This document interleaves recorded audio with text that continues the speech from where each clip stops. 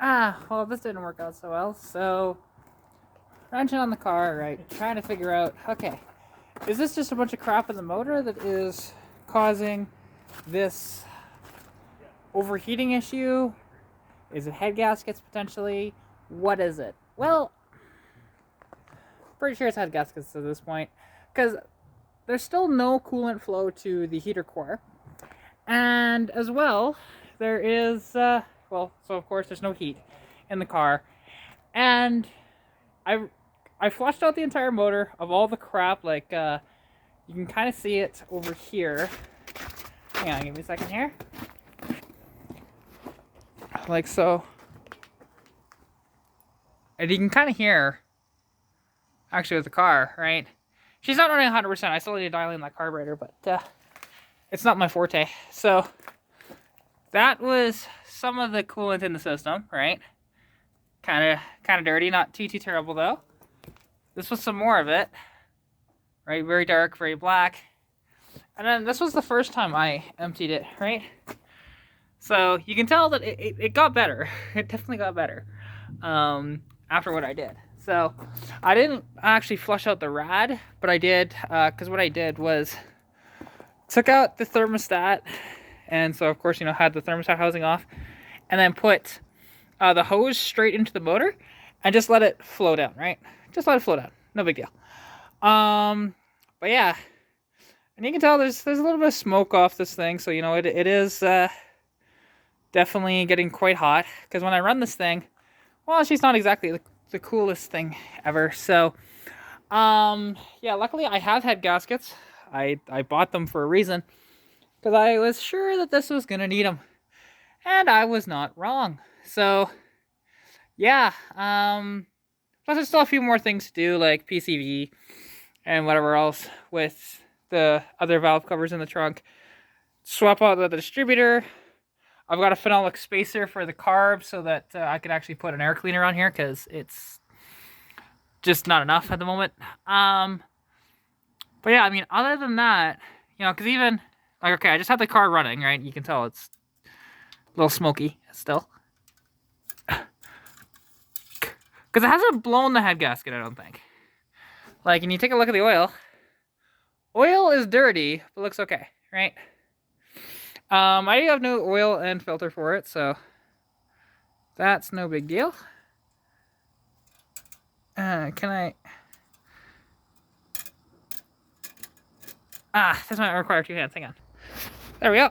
So, yeah, so basically, like, I can drive this around town, but that's it. I cannot take this thing on the highway, or anything like that, so at least it's drivable again, but not gonna go very far in it as she sits. So yeah, because I don't think this thing would make it down the highway, to be honest. I don't like its chances without it just like overheating completely. So yeah, I mean, although I still have to, once this thing cools off, I am gonna put a little more coolant in it, because I'm sure the thermostat had to have opened by then. But yeah, and the thermostat isn't in backwards or anything like that. I actually had a bit of a brain fart. I was on the phone with one of my friends that knows a lot about cars and stuff like that, and just asked him, hey, really quick, which way did this thermostat go? Because I'm having a brain fart, and I was really frustrated with the car at that point, whatever else. So yeah, he told me, right? So spring side in, right? So yeah, it's just, oh god, I hate cooling systems. Something's so weird, because they fought me really hard on Stitch over here, because Stitch, if you don't know, this is my first car, right? She has the 200 inline 6 in her. I've done a lot of upgrades and still continuing to do upgrades. Next up is probably going to be like header in the future, like header, change out the rear end for an 8.8 with like 373s, swap it to a manual. Who knows? Maybe we might throw a supercharger on this girl in the future as well. And yeah, but she starts up every time, and sometimes it takes a couple of attempts, but she always starts. So there is that. Yeah, so, and she's my first car, but like the thing is, what I dealt with this car actually is, so the thermostat housings on these from the factory, actually, were... Sorry, I don't have my tripod with me or anything like that at the moment. I was using that. The thermostat housings are actually cast aluminum. So if you over-tighten them, even like by half a pound, they crack very easily. And that's what I did to this thing. And then that caused a cascading effect of, well, I had to replace the whole cooling system at that point. I even swapped out the heater core in this thing too, because it lost heat for a while. So, but basically, when I did that, I didn't know I did that.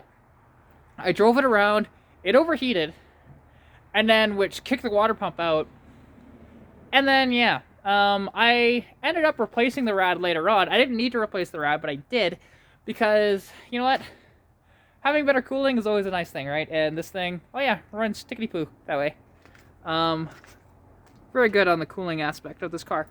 But, yeah, anyways, I hope you guys did enjoy this video, and kind of a crappy update on the cars, but it is what it is. Anyways, hope you guys did enjoy. Thank you all so much for watching. If you did like the video, please like the video, comment anything you want to see down below, subscribe to the channel if you haven't already as well. If you want to contact me, you can at Katarina's Garage on Instagram, or Katarina's Garage on Facebook. And as well, if I can film your car or your collection of cars, you can also contact me at both of those as well. Hope you're staying safe during COVID-19. Good luck with whatever you're working on, and I'll catch you in the next video. Bye! Pikachu!